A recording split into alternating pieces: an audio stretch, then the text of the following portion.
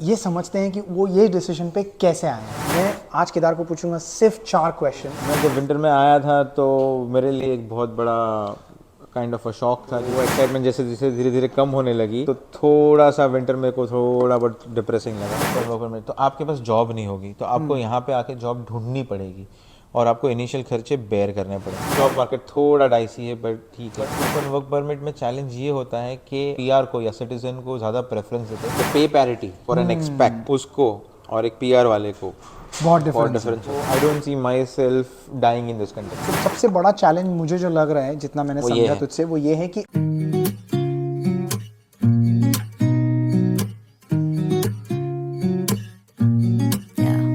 What's up guys, welcome back to the channel. I hope you guys are doing absolutely fine. So आज हम बैठे हैं केदार के साथ। हम बात कर रहे हैं केदार के बारे में जो 10 महीने पहले आया था कनाडा और वो चला जाएगा exactly 10 मंथ्स बाद। तो आई नो ये एक बहुत बड़ा डिसीजन है जो केदार ने लिया है। ये समझते हैं कि वो ये डिसीजन पे कैसे आए हैं। सो यार, आप में से बहुत सारे लोग ऑलरेडी केदार को जानते हो क्योंकि आप लोगों ने ऑलरेडी व्लॉग्स में इसको बहुत सारी बार देखा है और बहुत सारा प्यार दिया है। लेकिन आप में से बहुत सारे लोग हैं जो इस चैनल पे, इस वीडियो पे पहली बार आए रहोगे।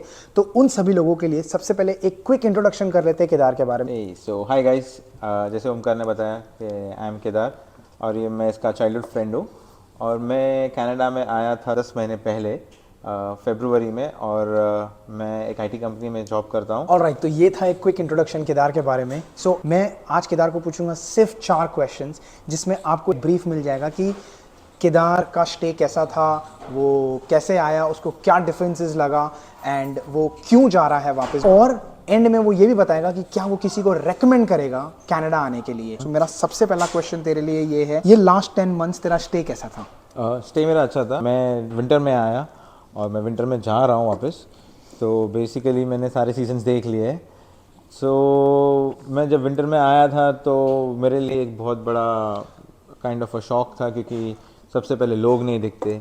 ऊपर से मैं जैसे ही आया मैं सबब में रहने चले गया और वो भी बर्फ़ में, तो और लोग नहीं दिखे। जैसे मैं नया आया था तो मेरे को बड़ा अच्छा लगा कि बर्फ़ देखी और न्यू कंट्री और ये सब। पर बाद में एक हफ्ते 2 हफ्ते बाद जैसे मैं थोड़ा सेटल होने लग गया तो वो एक्साइटमेंट जैसे जैसे धीरे धीरे कम होने लगी और मैं रूटीन में आ गया तो थोड़ा सा विंटर मेरे को थोड़ा बहुत डिप्रेसिंग लगा और मैं एकदम पीक विंटर में आया था। तो हाँ, right, बहुत in ठंड February। थी तो वो मेरे लिए एकदम डिफरेंट था, coming right from high 30s to negative 20s। तो वो थोड़ा एडजस्ट करने में, प्लस मेरे पास विंटर के इतने कपड़े भी नहीं थे, मतलब इंडिया से हमें ज़्यादा मतलब नहीं लाया था। हाँ, और वो यहाँ पे ये वेदर को सूट भी नहीं करते तो वो थोड़ा ये थोड़ा डिफिकल्ट था। बट देन फिर जब समर आया तब कैसा था? स्लोली देन जब स्प्रिंग आया तब मैं डाउनटाउन में मूव हो गया क्योंकि मैं फिर शेयरिंग में रहने आ गया क्योंकि मेरे को ऑफिस वगैरह जाना था। तो थोड़ी सी चहल पहल दिखी, थोड़ा वेदर इम्प्रूव होने लगा। मैं थोड़ा डाउनटाउन घूमने लगा तो डाउनटाउन में बहुत सारी चीज़ें देखने के लिए, तो मैं वॉक्स करता था चल के सारा। तो वो एक्सप्लोरेशन में और वो सब में घर ढूंढने के लिए मैंने बहुत सारी जगह चल के गया था। तो वहाँ पे मेरा अच्छा खासा टाइम स्पेंड हुआ। मेरे को सिटी के बारे में, डाउनटाउन के बारे में बहुत चीज़ें मालूम पड़ने लगी। फिर समर में मैं खुद के घर में मैंने after doing so much of viewings मैंने खुद का रेंट पे एक कॉन्डो ले लिया डाउनटाउन में ही। एंड मेरी फैमिली आई, मेरी वाइफ और मेरी डॉटर आई, तो मेरी डॉटर का फर्स्ट बर्थडे भी था। तो हमने खूब घूमा समर में, जैसे यहाँ पे बोलते कि समर एकदम डिफरेंट हो जाता है। फेस्टिवल है यहाँ पे, समर एक फेस्टिवल जैसा हो जाता है। यही कंट्री है, यही तुम्हारा लोकेलिटी विंटर में कैसा होता है, समर में कैसा होता है ना, इट्स ड्रास्टिक चेंज। राइट। आपको रास्ते पे लोग दिखेंगे, आपको रात को 11-12 बजे तक लोग रास्ते पे दिखेंगे, जबकि अब भी दिन में मेरे को हार्डली मैं हाथ पे गिन सकता हूँ लोगों को विंटर में। वैसा था। तो समर बहुत अच्छा था। हम खूब घूमे, मेरे CN टावर गए, नायग्रा फॉल्स ये मेरे को लेके गया। फिर मैंने यहाँ पे लोकल की एरियाज देखी, रेस्टोरेंट्स ट्राई आउट किए, बहुत सारी चीज़ें देखी। तो समर काफ़ी अच्छा था। और यहाँ पे समर में it's an unsaid vacation kind of, कि लोग ज़्यादा काम नहीं करेंगे, ऑफिस से आपको प्रेशर नहीं आएगा क्योंकि लोगों को समर एंजॉय कर रहे हैं। तो आपको 4-5 बजे पब्लिक काम छोड़ कर देती है एंड देन बाहर सीधा निकल रास्ते के पे आ घर के जाती है। बाहर। तो वो सारा बहुत फन था। तो हमने बहुत चीज़ें घूमी। देन धीरे धीरे जब आया फॉल, यहाँ की जो फॉल्स की जो फेस्टिवल्स होती है, फिर वो अपने फॉल कलर्स देखने के, तो वो सब घूमने फिरने में अच्छा लगा। फिर अब धीरे धीरे वहाँ पे जब विंटर आ रहा है फिर से अक्टूबर लोग जैसे अपने अपने विंटर शेल जैसे में जा रहे हैं। जैसे पत्ते झड़ के ट्री पूरा खाली हो खाली जाता हो है, वैसे जाता है। सिटी के स्ट्रीट्स खाली होने लग जाते हैं, आपको लोग नहीं दिखेंगे। सडनली एक वापस से आपको एक शॉक लगता है, क्योंकि समर में और स्प्रिंग में आपके दिन बढ़ बढ़ के समर में 9 बजे 9 तक आपको बजे तक, सनलाइट मिलती है। हाँ। अभी ऐसा हो गया है कि 4 बजे तो सन्नाटा लिटरली। तो वो धीरे धीरे वापस से वही फेज में आ जाता है। तो ओवरऑल एक्सपीरियंस था, staying in Canada was an experience. ऐसे ही आपको एक्सपीरियंस नहीं करने मिलता है इंडिया में, स्पेशली मुंबई में, क्योंकि मुंबई में जनरली सिमिलर, पूरा वेदर आपको सिमिलर है Correct. Except for rainy season, बाकी आपको सब सिमिलर मिलता है। सो इन शॉर्ट में तो तेरा स्टार्ट थोड़ा सा रफ था, देन बहुत अच्छे से तू सेटल हुआ, जब फैमिली आई तो अच्छे से सेटल हो Yeah. गया, एंड देन उसके बाद अब ऑफ कोर्स तू सेटल्ड है, लेकिन विंटर डिप्रेसिंग हो जाता है, वो Winter बहुत बहुत लोगों के लिए depressing होता है। हो so everything was going Everything fine was and going. Everything is going fine so far, perfect. तो जब तू ना ये सारा सब अच्छे से सेट हो गया, ठीक है, अब तू कंफर्टेबल फील करने लगा, मैं एक बहुत इंपॉर्टेंट क्वेश्चन पे आऊंगा, जो है क्वेश्चन नंबर 2, कि तूने बताया कि तू यहाँ पर आया वर्क परमिट पे, ठीक है, और तुझे पता है कि मैं यहाँ पर हूँ पीआर पे। Correct. सो तुझे क्या डिफरेंसेस लगता है या क्या चैलेंजेस लगता है अगर एक बंदा वर्क परमिट पे आया है वर्सेस एक पीआर पे आया? तो पीआर के बारे में तो मेरे ख्याल से काफ़ी लोगों ने खुद रिसर्च की होगी, बहुत सारे जन पीआर का अप्लाई करते होंगे। तो पीआर का तो स्ट्रेट फॉरवर्ड है कि आप पीआर लो, यहाँ पे आओ, आपको जॉब आप ढूंढोगे, मिल जाएगी। जॉब मार्केट थोड़ा डाइसी है बट ठीक है। वर्क परमिट पे कैसा होता है ना कि 2 टाइप के होते हैं, एक तो होता है आपका ओपन और एक होता है क्लोज्ड। अब दोनों के एडवांटेजेस डिसएडवांटेजेस है। अब अगर आप ओपन में आए हो तो आपके पास जॉब नहीं होगी, तो आपको यहाँ पे आके जॉब ढूंढनी पड़ेगी और आपको इनिशियल खर्चे बेयर करने पड़ेंगे, काइंड ऑफ पीआर जैसा ही। Correct. But open work permit में चैलेंज ये होता है कि यहाँ पे लोगों का ना पीआर को या सिटीजन को ज़्यादा प्रेफरेंस देते हैं, क्योंकि वर्क परमिट पे आया हुआ बंदा उसको सिर्फ 2 साल का मिलता है या मैक्सिमम 3 साल का एक्सटेंशन मिलता है, ठीक है। उसके बाद उसको एक्सटेंशन फाइल करनी नहीं, हाँ, पड़ती है। राइट। तो कंपनी जो यहाँ पर, और अभी का जो एनवायरनमेंट चल रहा है, कंपनी जनरली वो इन्वेस्ट नहीं करना चाहती, क्योंकि आप वर्क परमिट पे हो, कभी भी जा सकते हो। अगर वर्क परमिट एक्सपायर हो गया करेक्ट। तो वो बाद में कंपनी के ऊपर लायबिलिटी आ जाती है कि इसका वही वर्क परमिट एक्सटेंशन करा के दो। अगर कंपनी नहीं करती तो बंदे के ऊपर लायबिलिटी आ जाती है, और अगर वो बंदा ना करना चाहे, छोड़ के जाना चाहे, तो कंपनी को फिर एक ऑर्गेनाइजेशन को एक नया बंदा ढूंढना पड़ता है। तो वो बहुत हेडेक होता है। जबकि पीआर पे उनको मालूम है कि अच्छा बंदा आया है तो यहीं पे रहेगा, ये कभी इसका वापस जाने का, अनलेस एंड अनटिल वो बंदा खुद डिसाइड नहीं करता, वो यहाँ पे रहेगा, तो हमको इतना लोड नहीं है, हमको प्रेशर नहीं है। So that is what about work permit, open work permit. अभी क्लोज वर्क परमिट, तो क्लोज वर्क परमिट में ऐसा होता है कि आप एक कंपनी के साथ बाइंड होके आते हो, क्योंकि आप अगर क्लोज वर्क परमिट है तो आपकी कंपनी ने आपको ऑलरेडी एक जॉब है, उसके लिए आपको वो भेजते हैं। पर उसमें ये होता है कि आपके वर्क परमिट में कंपनी का नाम और आपका प्रोविंस जो है वो लिखा हुआ रहता है, और उसमें क्लियरली लिखा होता है कि आप ये कंपनी के साथ ये प्रोविंस में काम करोगे और ये प्रोफाइल पे काम करोगे। ओके। अगर इसमें से कुछ भी चेंज होता है तो आपका वर्क परमिट कैंसिल हो सकता है। ओके। तो ये एक कैच है। तो आप यहाँ पे आ जाओगे, पर आपको उस कंपनी के साथ काम है, तो आपको यहाँ पे आके वैसी कंपनी ढूंढनी पड़ेगी जो ये वर्क परमिट ट्रांसफर करे, ताकि आपको दूसरा वर्क परमिट मिले, ताकि वो कंपनी के साथ आप काम कर सको। तो ये एक बहुत बड़ा चैलेंज है, क्योंकि कंपनीज जनरली ये करती नहीं है। Got it. तो आपको अगर है तो ये एक ऐसा है कि आपको जॉब तो है, पर आप उस कंपनी के दायरे में बाउंड हो, फिर आपको उस कंपनी में उन लोगों के साथ, आपकी कंपनी में आपका रैपो कैसा है, कि आप कैसे ग्रो करोगे, वो लोग करके देंगे नहीं देंगे। यहाँ पे भी कैसा होता है कि 2 साल का एक्सटेंशन है, 2 साल का वीज़ा मिलता है, किसी किसी को 3 साल तक का मिल जाता है, पर बाद में आप एक्सटेंड कर सकते हो, और वो एक्सटेंशन सिर्फ 6 साल का होता है। ओके। अगर आपने 6 साल में पीआर नहीं लिया तो then you have to go back. तो आपको कूल ऑफ पीरियड के लिए वापस आपके होम कंट्री जाना पड़ेगा। 1 साल के लिए आपको आपके होम कंट्री में कूल ऑफ पीरियड में जाना पड़ेगा। ओके। उसके बाद आप वापस वर्क परमिट पे आओ, काम करो, उसका भी आपको 6 साल। अगर आपने फिर पीआर नहीं लिया, आप फिर कूल ऑफ पीरियड।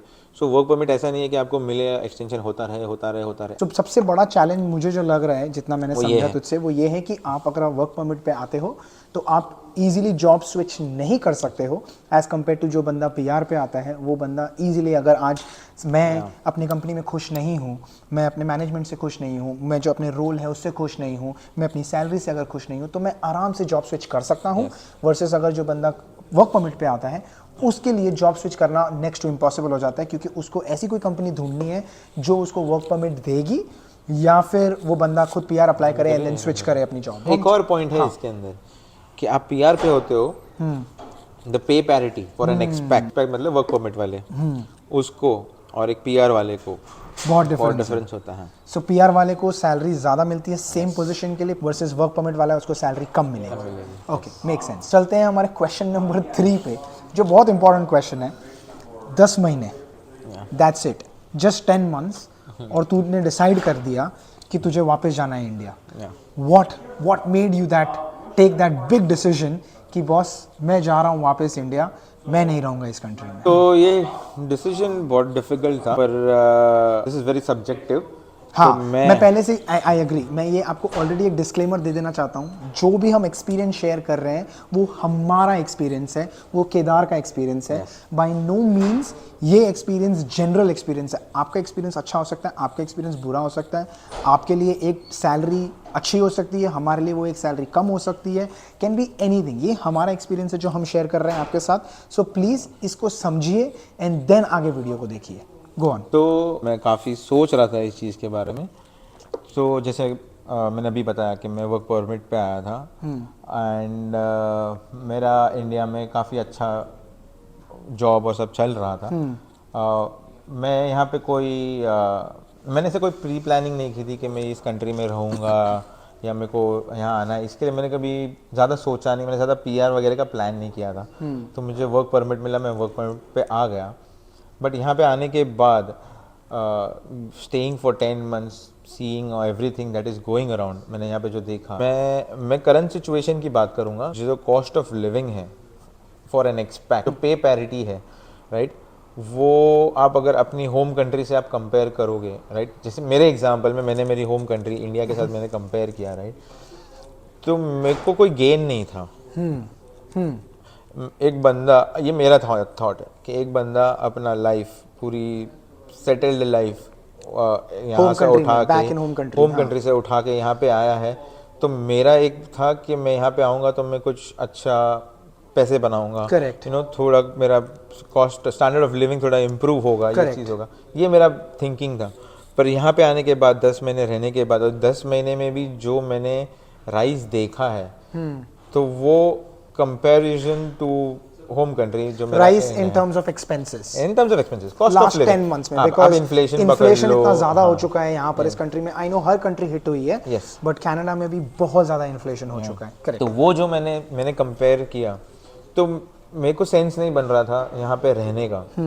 और मैं मेरे वर्क परमिट पे आया था, मेरे प्रोजेक्ट पे आया था।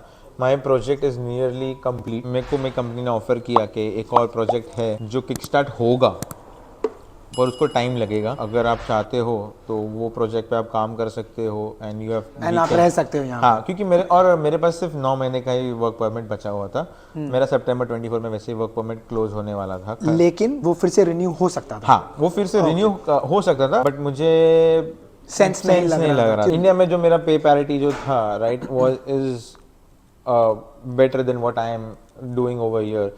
तो मेरे को वो सेंस नहीं बन रहा था, क्योंकि फ्रैंकली स्पीकिंग, मैं बहुत सारे लोग हो सकते हैं, पर ये अगेन सब्जेक्टिव, मैं खुद को I don't see myself dying in this country, which is very fair। बहुत लोगों को होता है। मेरा ऐसा था कि मैंने सोचा था कि मैं कभी ना कभी वापस इंडिया तो मैं जाऊंगा ही।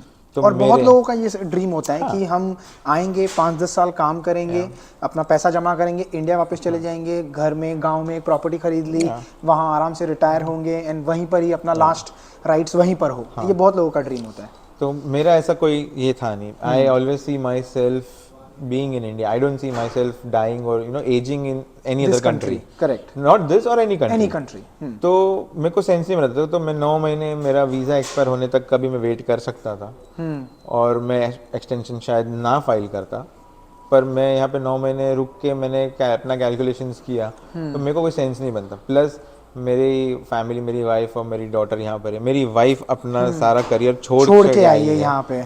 उसको जहाँ पे हम स्ट्रगल कर रहे हैं, वहाँ पे वो जॉब छोड़ के आई है। उसके पास तो वर्क परमिट अभी तक आया भी नहीं है। राइट। यहाँ पे इतना स्लो चल रहा है, तो उसको अभी तक वर्क परमिट आया नहीं है। उसको आएगा, उसमें भी वो लोग ने बोला है कि और 200 दिन लगेंगे, विच इज बहुत ज़्यादा स्लो प्रोसेस है। मतलब 6 महीने, और मुझे 9 महीने में वापस जाना है, तो वो 3 महीने में क्या ही जॉब ढूंढेगी और क्या लेगी, और वो ऑलरेडी यहाँ पे आने के लिए अपना सब कुछ छोड़ के आ गई है। तो अगर मेरे को एंड वापस अगर वो जॉब लेगी तो देन बच्चे को संभालने के लिए डे केयर में डालना पड़ेगा, जो बहुत ज़्यादा एक्सपेंसिव होता है यहाँ पे। एक बंदे पे वो हो नहीं सकता। Correct. Let's be realistic, current market में जो करंट सिचुएशन है, I am stressing on that, current situation में मुझे लगता नहीं है कि उन लोगों को मिल रहा है, जो यहाँ पर है उनको नहीं मिल रहा है, तो वर्क परमिट वालों को तो फिर। और जब मुझे वापस जाना है तो उसका बैक इन इंडिया उसके करियर में एक बहुत बड़ा गैप आ जाएगा। उसके करियर में 2 साल का गैप आ जाएगा, क्योंकि वो मैट लीव पे थी, तो 1 साल वैसे गया, 1-2 साल यहाँ पे गए, तो एक 3 साल का गैप उसके जाता है। तो ये सारी चीज़ें फैक्टर में आती है कि चलो मैं आज वापस जा रहा हूँ, तो मैं तो जॉब लेके आया था, मैं जॉब लेके जा रहा हूँ, करेक्ट, मेरा कोई लॉस नहीं है, राइट। पर मेरे फैमिली का अगर मैं सोच रहा हूँ तो उसका बहुत बड़ा लॉस है। She is a working lady, ambitious person, correct. तो उसने यहाँ पे मेरे लिए उसने इतना बड़ा सैक्रिफाइस किया था, तो मैं सिर्फ अपने सेल्फिश नीड्स के लिए कि मैं आया हूँ तो मैं पूरा अपना वर्क परमिट क्लोज करके जाऊँ, उसके लिए सेंस नहीं बनता था। Correct. और ओवरऑल मैं सिर्फ अपना पे पैटिक है, अब मैं इंडिया वापस जाऊंगा तो जो वो सपोर्ट देगी मेरे को, it's an icing on the cake. Exactly. यहाँ पे एक अकेले बंदे की सैलरी के साथ अगर तूने कंपेयर किया, वहां पर दोनों लोग काम करोगे तो यहाँ से ज्यादा कमाओगे। मैं मेरी खुद की सैलरी में इंडिया में ज्यादा पे पैरिटी पे कर रहा हूँ। सो ये हम जो पे पैरिटी की बात कर रहे हैं, हम यही बात कर रहे हैं कि इसने यही कैलकुलेशन किया कि यहाँ पर रह के अगर अकेले की सैलरी को सारे एक्सपेंसेस काटने के बाद जो सेव करता है बंदा, और कंपेयर टू इंडिया में रह के जो अपनी फैमिली के साथ रह के सारे हाउस हेल्प के साथ रह के जो बंदा एक्सपेंस करने के बाद सेव करता है, वो ज़्यादा है इंडिया में saving as compare to Canada में। और एक ट्रिप टू इंडिया और bringing your parents to Canada, आपकी साल भर की saving you are back on the same level जो आपने सेव किया। जो मोटिव पर्सपेक्टिव से जो मैं बाहर निकला था कि पैसे कमा के एक स्टैंडर्ड ऑफ लिविंग रखूं और एक मैं दुनिया देखूं, अपने परिवार को दुनिया दिखाऊं, वो मैं दुनिया दिखा नहीं पा रहा हूँ। मैं सिर्फ एक कंट्री दिखा पा रहा हूँ, कनाडा। वो भी 3 हफ्ते के लिए आएंगे तो मैं कनाडा में सिर्फ एक प्रोविंस दिखा पाऊंगा, राइट, ज्यादा तो नहीं घुमा पाएंगे। वो भी 3 महीने सिर्फ समर में। करेक्ट। बहुत सारे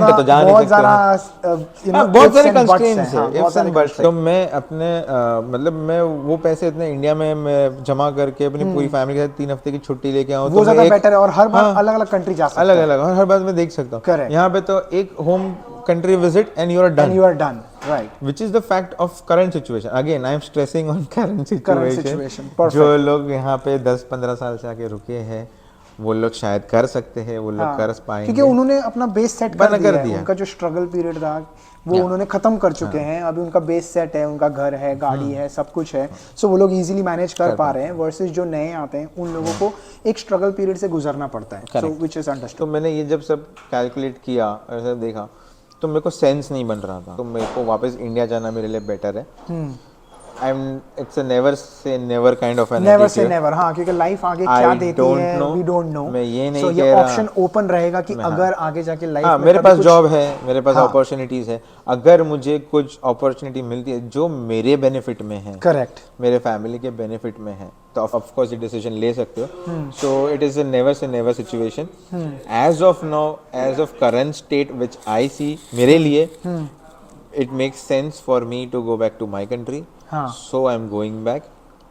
I have never said no to anybody कि मैं नहीं आऊँगा. It is a very good country to stay.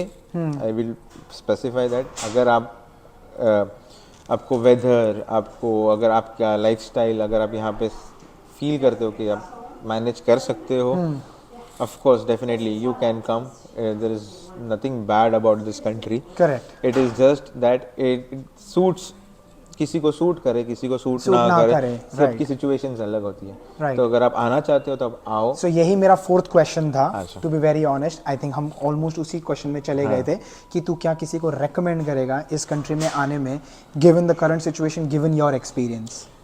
हाँ, जैसे मैंने अभी इतना बताया है कि मेरा एक्सपीरियंस, क्योंकि ये सब्जेक्टिव टॉपिक है, तो मेरे हिसाब से मेरे को करंट सिचुएशन सूट नहीं कर रही है। अगर आपको सूट कर रही है, क्योंकि आई एम नॉट सेइंग कि जो लोग आए हैं, जो लोग पिछले 5 साल में आए हैं, 10 साल में आए हैं, या 3 साल पहले भी, जैसे 3 जैसे साल मैं पहले, 3.5 साल पहले साढ़े आया तीन हूँ, साल right. पहले ही आया। अगर आप ये मैनेज कर पा रहे हो, आपको इतना अगर है कि मेरे को एक इंडिपेंडेंट एक न्यूक्लियर लाइफ जीनी है, राइट, और मेरे को एक वेस्टर्न कंट्री का में रहना एक्सपीरियंस है। लेना है, राइट, तो of course you can come, but उसका चैलेंजेस है, आपको वो फेस करना है। अगर आपको वो चैलेंजेस लेनी है, कर सकते हो तो डेफिनेटली करो। there is no harm in it. Make a smart decision, plan it. मैंने कोई प्लान नहीं बनाया था, हाँ। मेरा कोई प्लान नहीं था, मेरे को एक अपॉर्चुनिटी मिली, सो मैंने You ली, grabbed it, हाँ। मेरे को अपॉर्चुनिटी मिली, मैंने मेरा अपॉर्चुनिटी का मैंने एक्सप्लोर किया, मैंने I am satisfied with my opportunities and now I have got an opportunity. मेरे को एक अपॉर्चुनिटी मिली है वापस अपने होम कंट्री में जाके वहाँ पे ग्रो करने की, तो मैंने वो अपॉर्चुनिटी ले ली। परफेक्ट। तो अगर आपको अपॉर्चुनिटी मिल रही है और आपको लगता है कि यहाँ पे आके आप एक्सेल कर सकते हो, Give it a shot. Definitely आइए, give it a shot, there is no harm in it. आइए, एक्सपीरियंस कीजिए, आपको सूट करता है तो आप रहिए, नहीं सूट करता है तो आप रिटर्न जा सकते जा हैं, सकते हैं, उसमें कोई प्रॉब्लम नहीं है। Perfect, perfect, great. So Kedar, thank you very much, तूने अपना एक्सपीरियंस शेयर किया लोगों के साथ, बिकॉज ये experience I am quite confident कि ये बहुत लोगों के हेल्प होने वाला है, क्योंकि बहुत सारे लोग हैं जो ये वीडियोस देखते हैं और उनको जानना होता है कि कनाडा की लाइफ कैसी है, कनाडा का जॉब मार्केट कैसा है, कनाडा के एक्सपेंसेस कैसे हैं। सो ये आप सभी लोगों के लिए एक बहुत ही इंसाइटफुल इन्फॉर्मेशन है ये। तो गाइज, इस वीडियो को यहीं करते हैं एंड। आई होप आपको आज का वीडियो अच्छा लगा है। अगर अच्छा लगा है तो प्लीज़ इसे लाइक ज़रूर करना, इसको शेयर करिए। आप अगर किसी को जानते हैं जो इस बोट में है, कनाडा जाना है, नहीं जाना है, वहाँ का लाइफ कैसा है, एक्सपेंसेस कैसे हैं, उनके साथ शेयर कीजिए। आई एम श्योर उनको ये काफ़ी हेल्पफुल होगा ये वीडियो। कमेंट्स करिए अगर आपको कुछ भी अच्छा लगा है इस वीडियो के बारे में, कोई भी ऐसा टॉपिक जिससे आप अग्री करते हैं, डिसअग्री करते हैं, प्लीज़ कमेंट्स में लिख के बताइए। ये जा रहा है वापस, तो इसको ऑल द बेस्ट विश कीजिए इसकी आगे की जर्नी के लिए कमेंट्स में जाके, और सब्सक्राइब कीजिए हमारे चैनल को, और हम मिलेंगे आपको अगले वीडियो में। तब तक के लिए please take care and stay safe. Take care.